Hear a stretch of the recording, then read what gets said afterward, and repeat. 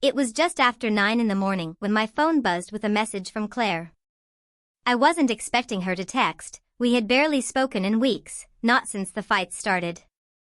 I picked up my phone, expecting a mundane work-related update or perhaps a note about the kids. Instead, the words on the screen froze me. I'm taking the kids to my parents and filing for full custody. Don't try to stop me. The words blurred for a moment. My heart pounded like a drum I couldn't silence. I stared at the screen, rereading the text, hoping that it was a mistake, a typo, a cruel prank. But there was nothing, no hesitation, no follow-up, no apology. Just stark, sharp, calculated intent. My hands shook. I had no idea how long she had been planning this, but one thing was certain, my life was about to change forever. Claire and I had been married for 10 years. We'd built a life together, shared dreams, disappointments, late-night arguments, and quiet victories. And then, slowly, the cracks began. At first, they were subtle, her staying late at work, brushing off my concerns, disappearing for weekends under the guise of personal projects. I had noticed her distance, the coldness, but I never imagined it would culminate in this, a sudden, preemptive strike to strip me of my family. I tried calling her, my voice steady even though my chest felt like it would cave in. No answer. I texted back, pleading, rationalizing, trying to understand. Claire, what's happening? Please talk to me. Silence. Each passing minute was torture. I felt panic clawing at me, but beneath it, a strange clarity began to form. I had to act. This wasn't just about anger, it was about protecting the lives of my children.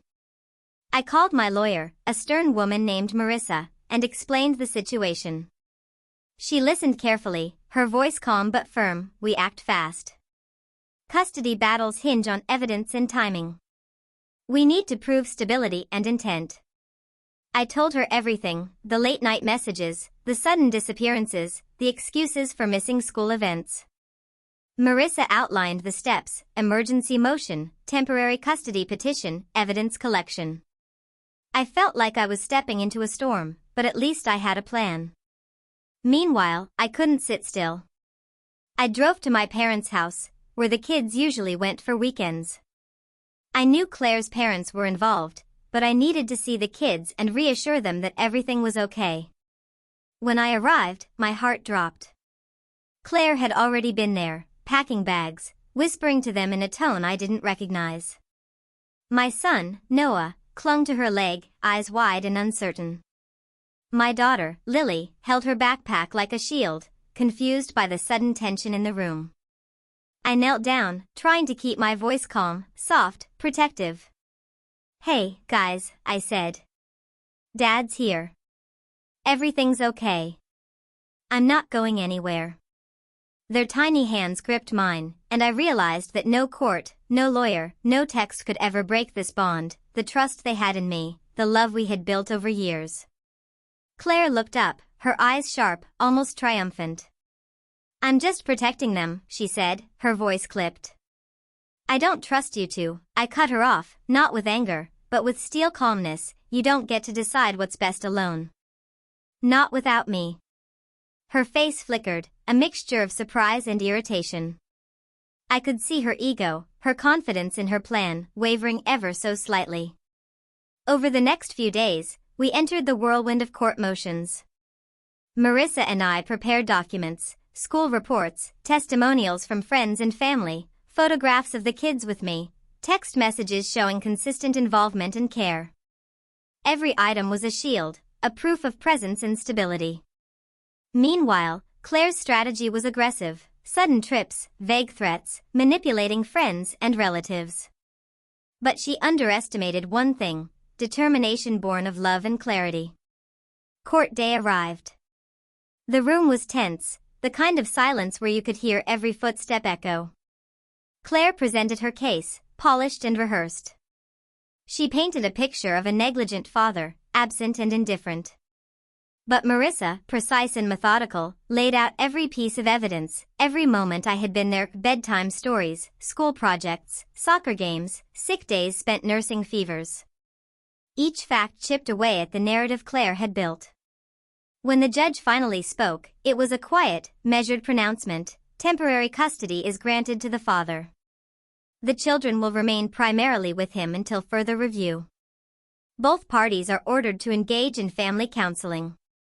Relief flooded me, but it was tempered by the knowledge that the fight wasn't over. Legal battles were slow, messy, and emotionally draining.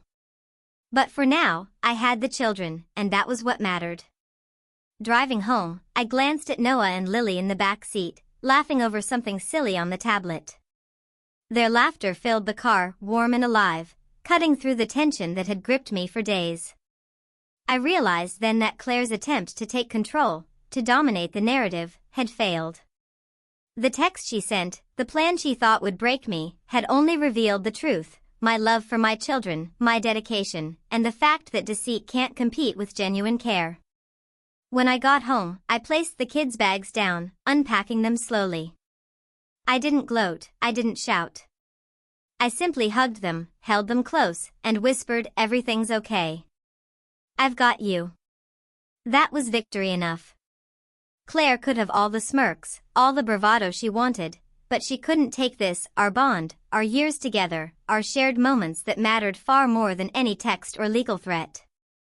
Later that evening, I texted her back, not angry, not pleading, just clear and resolute: "You underestimated what really matters.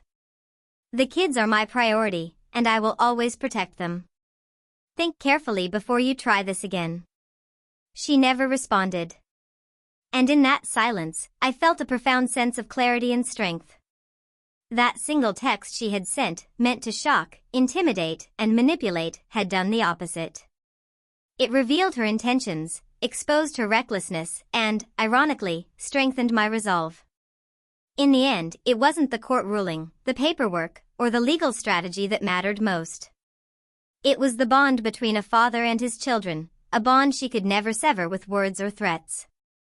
That text changed everything. For her, it was the beginning of her exposure. For me, it was the moment I realized that love, consistency, and presence outweigh fear and manipulation every time. And as Noah and Lily fell asleep that night, their tiny hands in mine, I knew one thing for certain: no text, no threat, no betrayal could ever take that away.